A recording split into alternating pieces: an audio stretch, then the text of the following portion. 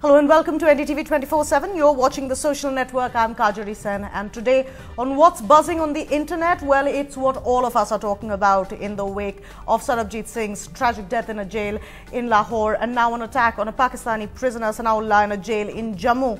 A disturbing trend of international prisoners possibly facing the fallout of India-Pakistan politics, sometimes paying with their lives. With the very real threat present for prisoners on both sides of the border, we talk about how to make prisons safer.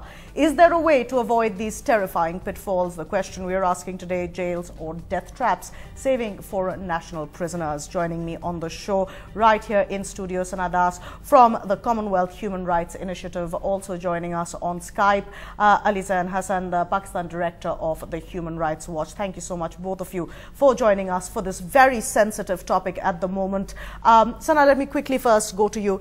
We are aware that we have always been aware that for prisoners on either side of the border, there is a very real and present threat, given the tensions, particularly between the two countries. Does extra protection need to be given to these prisoners? I would say that let's first get the attention onto agreements that the two countries signed precisely to provide the kind of protection that we see entirely lacking today. One is the Consular Services Agreement that they signed in 2008. And this was basically to be more transparent about who they are holding in each other's jails, and then to carry out speedy exchange where it is required, because we are talking about people who might have inadvertently crossed over, who might be, let's say, petty businessmen or businesswomen, or people who are actually even searching for their families on the other side. So we don't really, they can't all be targeted as quote-unquote terrorists. They can't all be targeted as spies. They can't all be targeted as smugglers. So you have juveniles who are just seeking livelihoods. So there are all kinds of border crossers, fisher people, and it is their everyday life that we are talking about.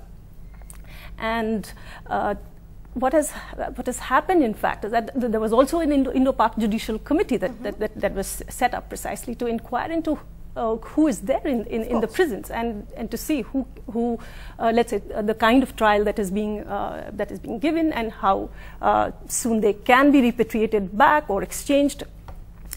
Now, I think there is a major problem in the way the consular services have actually been executed, or rather that they have not been executed. Then quickly toss that over to Mr. Hassan. Mr. Hassan, the point that is being made here is that where it has to start is at looking at the dialogue which is taking place between the two countries when it comes to the prisoners on both sides of the border.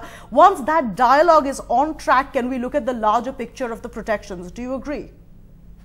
Well, I think that both things can be done simultaneously, because one is a bilateral matter, which is the matter of the dialogue, and the other is a matter for individual countries to address their jail conditions.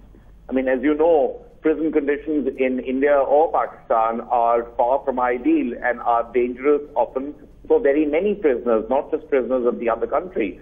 So I think that there is a need to address prison conditions within each country, and also to address specifically the issue of prison conditions for nationals of the other country, i.e. Pakistanis in India and Indians in Pakistan.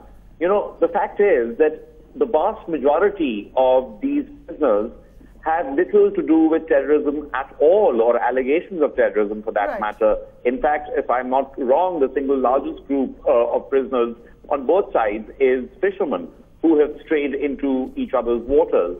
So how these people are to be protected, what mechanism there is to be, particularly for the release of these prisoners, of the fishermen in particular, and others who are inadvertent prisoners, if you will, or non-criminals, or prima facie non-criminals, needs to be discussed bilaterally. But protection of prisoners at both ends is the responsibility of the respective countries.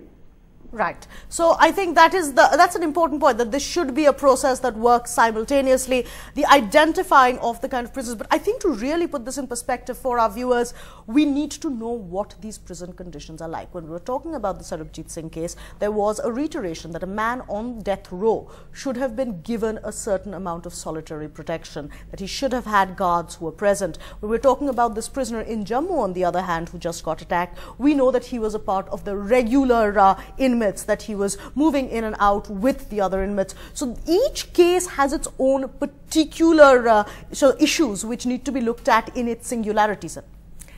I think we can't dissociate what happened to Sarabjit from what really happened in India's prisons in the last few months. And we're talking about 2 hangings that took place, which did create a disturbance. And I don't think, we can ignore that factor. And that did affect, it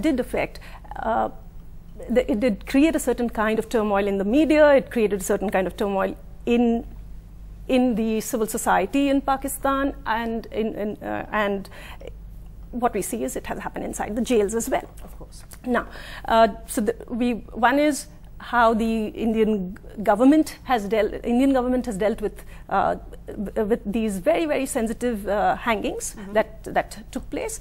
Second, the way the Indian media has dealt with the issue of Sarabjit's attack, or the attack before that. What did the Indian government do in terms of even anticipating what might befall Indian prisoners in Pakistan jails, knowing that it is a very sensitive issue?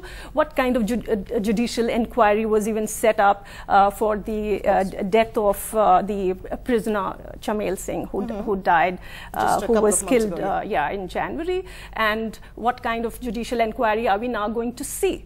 But if I may take a minute longer, I would like to say that there are cases of long periods of detention of foreign nationals who are Pakistani, who are Bangladeshi, who are Afghani, and who basically are not allowed to return back home even if they've completed their sentence. So we should see it also in a much broader light. And I would again come back to the fact that we did sign an agreement with Pakistan, and that was for exchange of prisoners and for more human treatment of our prisoners, not to send back coffins and dead bodies.